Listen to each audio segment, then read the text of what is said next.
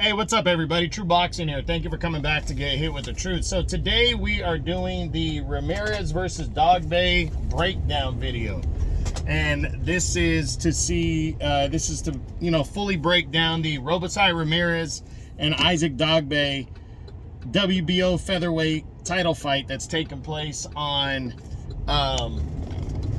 Saturday, April 1st in the main event of an ESPN card. So before we get into that, guys, if you could smash the like button, leave a comment, subscribe to the channel, show me some love. I really would appreciate it. Just trying to build my page up. And if you don't like what I'm doing, then thumbs down and let me know. You know, send a comment. I'm cool with it. I want you guys to be 150 with me at all times. That's how I expect it. You know, that's why it's called True Boxing. So anyways, let's get into this fight with Ramirez and Dogbe. Now, you know, if you haven't watched my breakdown videos before, we, discuss the fight itself, what it means, and all that stuff. And then, we'll go into each fighter individually. We usually start with the champion and then the challenger in a championship fight, but the belt is vacant here. So it's almost like a contender's bout. You will discuss the favorite and the underdog. Well, Ramirez is on the left side. He's the A side technically coming into this fight. It's Ramirez versus Dogbe, as I've seen it so far. Maybe you've seen it differently, but I'm going to discuss Ramirez first and Dogbe second, letting you know what they've done coming into the fight, how they're rolling right now, what they need to do to win the fight, and then I ask the same 5 questions of both. Then we go, is it better for boxing if one or the other wins? And then I give my prediction. That's the breakdown. So we're gonna start with, first, what does this fight mean in general? You have one, it's for the vacant WBO featherweight title. Emmanuel Navarrete gave the belt up because he moved up to 130 and became world champion there, and now wants to continue that ball rolling up there. So he gave up his world title and is now campaigning at 130 pounds. So now Ramirez and Dogbe get a chance to compete for the vacant belt. In what is a pretty good fight. You got the vacant title on the line. So obviously Dogbe trying to become a 2-division champ. Ramirez trying to stake his claim at 126 pounds finally. And the winner, there's big ups for the winner, because not only will they become world champion, but there's a title unification possibly sitting there for the winner either in the second half of the year or early next year, because on the other side, you got Luis Alberto Lopez is likely going to be fighting Michael Conlon in May, and that gives Top Rank half of the belts at 126. So that's a big deal right there. So the winner really has his future set for him. So that's why this fight is such a significant one. Now, let's start with Robeisy Ramirez. Pretty much undefeated. And when I say pretty much, he's 11-1 with 7 knockouts, but he lost his pro debut by a split decision. And then a few fights later, avenged that that loss and got a 6-round unanimous decision over his opponent. Pretty much he has beaten everybody he's been in the ring with. Rolling into this fight, he's won quite a bit in a row by knockout, but his last 3 fights, which I usually go back 3 fights, he's won all by knockout. The first of those was against a so-so opponent, but then the most significant win of his career to this point, his 10th career win, came against undefeated Abraham Supernova. This guy was another undefeated guy. He was 21-0 at the time. And he had turned some heads. He was a significant prospect on the rise, and he stepped in there against Ramirez last year. I think it was June of 2022. And Robeisy Ramirez absolutely dominated him and KO'd him in the 5th round. It's almost like he saved his best performance for his biggest fight. And that was a big deal.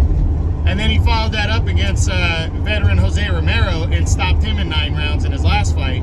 So this guy is rolling. He's ready to go. He's put himself in this position. He's talented as hell and very, very confident. And I really think he's rolling in, wanting to make a statement at 126 pounds here. about who the man is, you know? So he really wants to stake his claim here in 2023. What does Ramirez need to do to win this fight? What kind of style does he need to have to beat Isaac Dogbe? Well, for me, I really think he just needs to get out there and box and break down Dogbe. That's what Dogbe's he's somewhat of a brawler. So his most energy is going to be in that first half of the fight, and that's when he needs to dig in to the body, use that southpaw figure, but also he has I think he's 1 inch taller, 1 or 2 inches taller, but he has a 4-inch reach advantage, and that's where that height and reach is going to be so significant if he can box and break down Isaac Dogbe to try to capture that belt. That's gonna pay dividends for him in this fight, and I think it'll work. Now, do I think Ramirez can win this fight by knockout? Absolutely. I think he can break Dogbe down and stop him. He does have one punch power too, so we're gonna see, but I definitely think he can win by knockout. Do I think Ramirez can beat Dogbe by decision? Absolutely. I think he can totally dominate him boxing wise and pick him apart and score a decision if it comes to that. Now, what does a win mean here for Robeisy Ramirez? Well, it means the world. He captures his first world title, and he really stakes his claim at 126. Like, hey guys, I'm here. You have to deal with me now. I was just kind of floating under the radar before, and now I got a world title, so now I'm a force to be dealt with. So it means a lot for Ramirez and his projection and his career moving forward, because he's been, highly touted by ever since he came out as a pro, because he was a decorated amateur. So this is a big deal fight right here for Robeisy Ramirez. He really, really needs to show out in this one and prove to the world what he's made of. Now, what does a loss mean for Ramirez? It would be really devastating, because Dogbe is not seen as a guy that is going to take over 126. He's kind of, even at the ripe age of 28, I think it would surprise people if he won this fight in a convincing manner to where people were like, oh, maybe Dogbe is a top dog. I don't think anybody's looking at Dogbe that way. So a loss here would really hurt Ramirez. It would kind of bring him down to like, hey, this guy is just maybe a top 10 kind of B-level fighter, or low, more of a B-level fighter. He's not really going to go anywhere. So, he's nothing to worry about. And that's definitely something Ramirez doesn't want. So that would hurt. Now we're going to switch over to Dogbe and ask the same questions. So first we start with, what has he done rolling into this fight? Well, his last 3 fights have all taken place at featherweight. He's been at featherweight for a couple of years now, since his back-to-back losses in 2018 and 2019 to Emmanuel Navarrete. All his fights since the Chris Avalos fight, which was actually pretty close, that would have been 4 fights ago, have been tight fights. So it dates back to Adam Lopez, where he got a 10-round majority decision over Adam Lopez in a very competitive fight. Then he followed that up next against Christopher Diaz, who was a tough out, and he got a 10-round majority decision over him. And then in his last fight against Joet Gonzalez, he had to work hard and walked away with a 10-round split decision. Now, no shame in any of those opponents and fighting them close, but I think it shows the level that Dogbe's at. He might be just a tad better than those guys, but those guys are fighters that are, like Adam Lopez is probably a C-level type guy. Tough opponent, tough guy, but not considered to be a big-time, threat or a name in the division. And then you got Christopher Diaz and Joet Gonzalez, who are very solid, but you saw both of them go against Emmanuel Navarrete, who is the guy that beat Dogbe. He handled both of them, Gonzalez has been in the ring with Shakur Stevenson. He's lost a couple fights here against the cream of the crop type fighters, and Dogbe barely is sliding by those kind of guys. So I look at that as proof that, that Dogbe is a level ahead of those guys, maybe just a tad, but, is he, that A-level type fighter? And that's what we're going to see. It's going to be tough. I mean, he's got the confidence, and he's going after a second world title. So it's not like he shouldn't be confident, but he definitely needs to be ready. Now, what kind of style does Dogbe need to have to beat Robeisy Ramirez? And I really think he needs to not let Ramirez get started with the boxing and breaking him down. He needs to cut the ring off. He needs to get him into somewhat of a brawl, but also on his way in, jab. He needs to throw that jab on his way in and then boom, hit him with a body shot or land upstairs. Because the one thing Dogbe has that Ramirez doesn't have is the experience in the bigger fights. He knows how to do it. Plus, on paper, he's actually a year younger now. But he needs to negate the reach advantage by almost smothering Ramirez, but jab his way in and then boom, boom, boom, smother combinations, try to rough up Ramirez and see how he takes it. That needs to be his goal. He does not need to come in headhunting with his hands down, not trying to throw punches and combinations. He has to do something to keep him off. Now, what can Isaac Dogbe win this fight by knockout? You know, Dogbe can hit, but he hasn't been a power puncher at 126, and Ramirez has seemingly taken shots from everybody he's fought, and he's done well. Now, I mean, can anybody get caught at any moment? Sure. And does Dogbe have power? Sure he does. But, so I guess the possibility's there, but in terms of do I see Dogbe knocking, can I see him knocking Ramirez out? To be honest, no. But I guess anybody can get caught and hurt. Can Dogbe win a decision? It's gonna be tough, but I mean, if he fights a perfect fight, then yeah, he could probably win a decision, but it's gonna be tough. I don't think it's gonna be an easy one. I think it would have to be a close decision.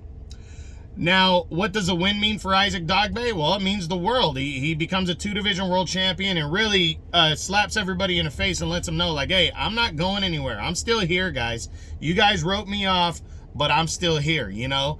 And it would really do wonders for his career. It really would. Becoming a 2-division world champ would be big. Now, what does a loss mean for Dogbe? You know, it depends on how he loses. And it also, you know, are people really thinking that he might win? I think majority of people are picking Dogbe to lose this fight. So he really doesn't have a lot to lose. But a dominating loss would take him out of top 10 contention. People wouldn't see him that way. And I think he wants to definitely prove that he can bang with the top 10. And this is going to be a testament to that, because Robeisy Ramirez is a very, very talented fighter. So a loss would really hurt if it's a one-sided beatdown type loss. A close one keeps him in the serious mix. Now, last two things. Is it better for boxing if Ramirez wins or if Dogbe wins? The truth is it's not going to hurt boxing either way, but I really think boxing needs its guys we don't know how good they are. People have already taken, you know, Dogbe's given us enough of a sample size to say, okay, we know what to expect from this guy. And I think Dogbe's like that, you know? But Ramirez, we don't know how good he is and can be, and that excites the boxing public. And especially a guy this talented with power, combinations, you know, he's dangerous. And I really like Robeisy Ramirez. So I think it's better for boxing that Robeisy Ramirez wins this fight. Now, my prediction. Who do I think is going to win the vacant WBO featherweight title on April 1st on ESPN? And my honest answer is I think that we are going to see Robeisy